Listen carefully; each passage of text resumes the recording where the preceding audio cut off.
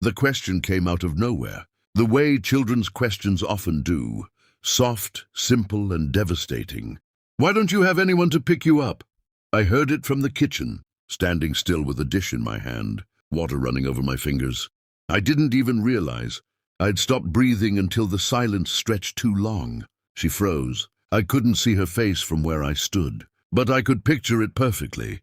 Her shoulders tightening, her hands going still in her lap, her eyes searching for something safe to land on. My son Noah sat across from her at the dining table, legs swinging, completely unaware of the weight his words carried. He wasn't trying to hurt her.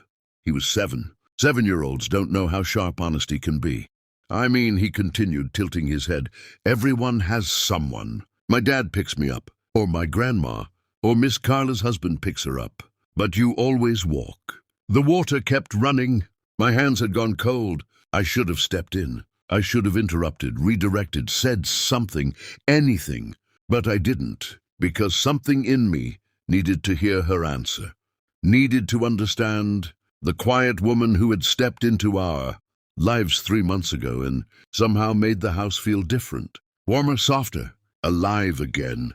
Her name was Elena. She had come into Noah's life as his after-school tutor, recommended by the school counselor when his grades began to slip after his mother passed. At first, I didn't think much of it. Just another person coming and going, another temporary solution to a permanent hole.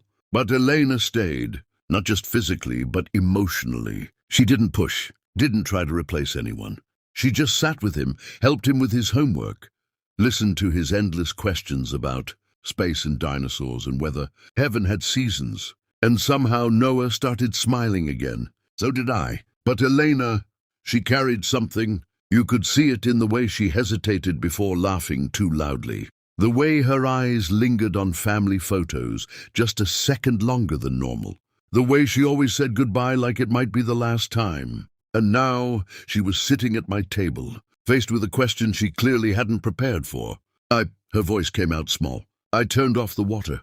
"I don't really have anyone right now." Noah frowned, confused. "Like, no mom or dad?" A pause. "No. No brothers or sisters?" She swallowed. I could hear it from across the room. "No." He leaned forward, genuinely puzzled, not cruel, just trying to understand. "So, you're alone." That was the moment everything changed, because instead of brushing it off, instead of smiling and redirecting like adults usually do, she broke. It wasn't loud, not dramatic, just quiet tears that slipped out before she could stop them. Her hand came up to cover her mouth, like she was embarrassed for feeling too much in front of a child. And something about that hit harder than anything else. I stepped into the room. "That's enough, buddy," I said gently, placing a hand on Noah's shoulder. He looked up at me, confused. "I didn't mean—" "I know," I said softly. "You didn't do anything wrong." But Eleanor was already standing, already pulling herself together, already putting up walls. "I'm so sorry," she whispered. "I don't know why that—" "You don't have to apologize," I cut in. She shook her head quickly, wiping her face, forcing a smile that didn't reach her eyes. "I should probably go." "No," Noah said suddenly, louder than usual. "Wait." She paused. He looked at her, really looked this time, not as a tutor, not as an adult, but as a person. "I didn't mean to make you sad." Her expression softened just a little. "You didn't," she said. "It's not your fault. But you're crying. And kids don't let things go, not when they sense something real. Sometimes people cry even when no one did anything wrong," she said quietly. Noah thought about that for a moment. Then he asked the question that would change everything. "Is it because no one stays?" The room went still, completely still. Even the air felt different. Elena's composure cracked entirely this time. Not just tears, but something deeper. Something that had been buried for a long time and suddenly didn't have anywhere to hide. She sat back down slowly, like her legs couldn't hold her anymore.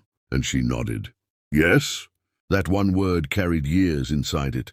Years of loss, of absence, of silence. I pulled out a chair and sat down across from her, my chest tight with something I didn't fully understand yet. Noah leaned forward again, softer now. "Did they leave you?" She took a shaky breath. "My parents died when I was young," she said.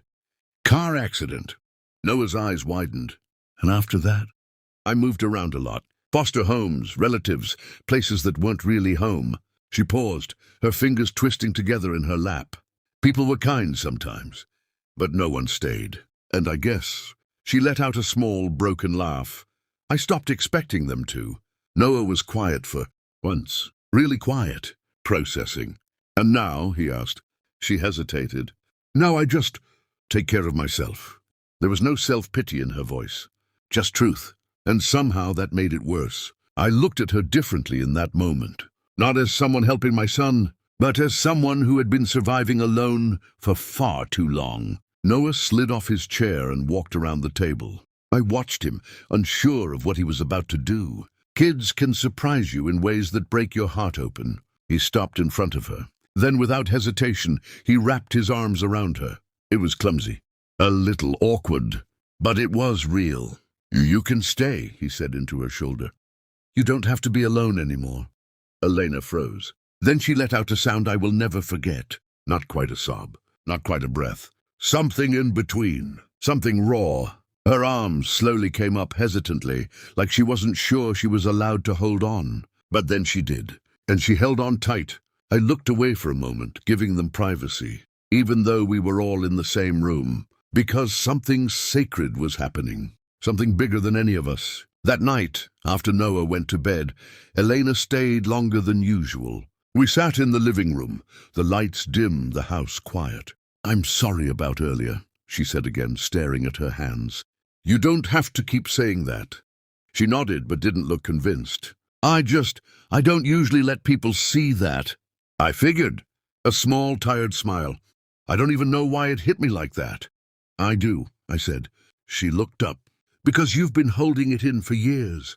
Her eyes searched mine like she was trying to decide whether to believe me. Maybe. Silence settled between us again, but it wasn't uncomfortable, just honest. Noah meant what he said, I added. About you staying. Her lips pressed together. I don't want to overstep. You're not. I'm just the tutor. I shook my head. You stopped being just the tutor a while ago. She looked away, her eyes glistening again, but this time she didn't cry. People don't usually say things like that and mean them, she whispered. I do. That hung in the air between us. Heavy, real. She exhaled slowly. I don't know how to be part of something like that. You don't have to know, I said. You just have to be willing to try. She didn't answer right away, but she didn't leave either. And that was the beginning, not of something perfect, but of something real. The kind of real that takes time, that stumbles, that heals slowly. Elena started coming over even on days without tutoring. At first it was small things, dinner, movie nights, helping Noah with projects that had nothing to do with school.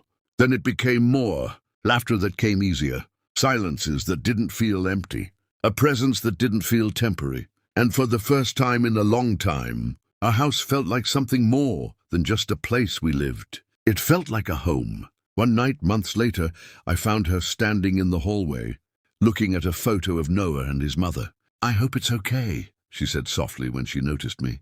That I'm here. I stepped beside her. She would have liked you, I said. Her throat tightened. I don't want to replace anyone. You're not replacing, I said. You're adding. She nodded, but I could see the emotion building again. Is that allowed? She asked quietly. I looked at her, really looked at her. At some point, I said, you have to stop asking for permission to be loved. That broke something open in her again. But this time, it wasn't painful. It was freeing, and later that night, as we sat together on the couch, Noah asleep down the hall, she leaned her head against my shoulder. Not cautiously, not hesitantly, just naturally, like she finally believed she had a place to belong. And I realized something then. It hadn't been her tears that changed everything. It had been that one question. The one that forced her to tell the truth. The one that made a little boy see her not as someone passing through, but as someone worth holding on to. Is it because no one stays? Noah didn't know it at the time, but he had given her something no one else ever had. A reason to believe that someone finally would,